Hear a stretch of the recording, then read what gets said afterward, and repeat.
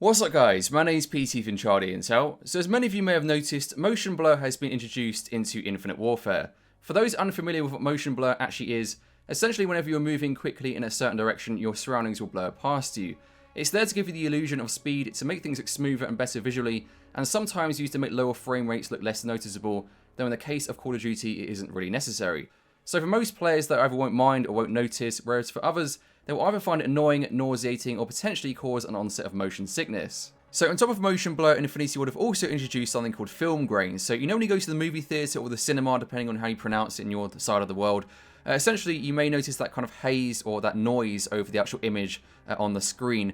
Well, that's kind of like the cinematic film type haze that you see when you go to the cinema or the movie theatre.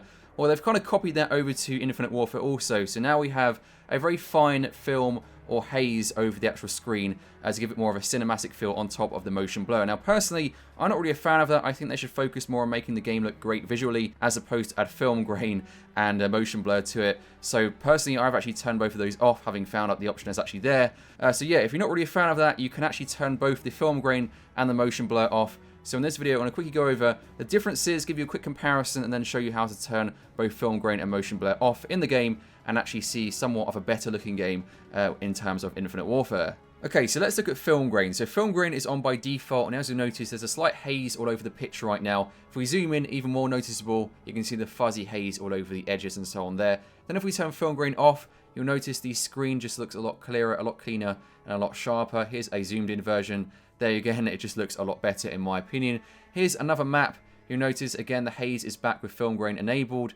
Then we go on to turn film grain off, and it just looks a lot better. So if I were you, I would suggest actually turning film grain off, unless of course you prefer the cinematic film grain feel to Infinite Warfare. I should note that turning film grain off will look a lot more noticeable on your TV as opposed to these YouTube videos.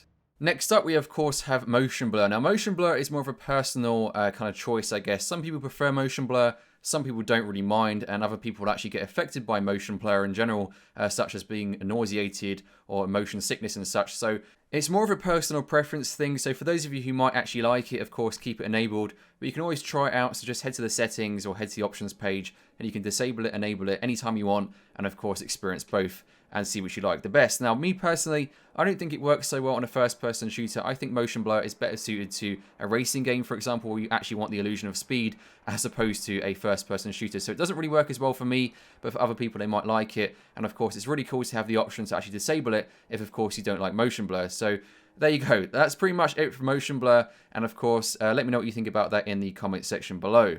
So to turn off film grain and motion blur, you need to head to the multiplayer menu on Infinite Warfare, then head to options, and you will see the two options to reduce or disable film grain completely, and also disable motion blur also. In doing so, of course, you will lose the haze, the motion blur, and overall the game, in my opinion, looks slightly better.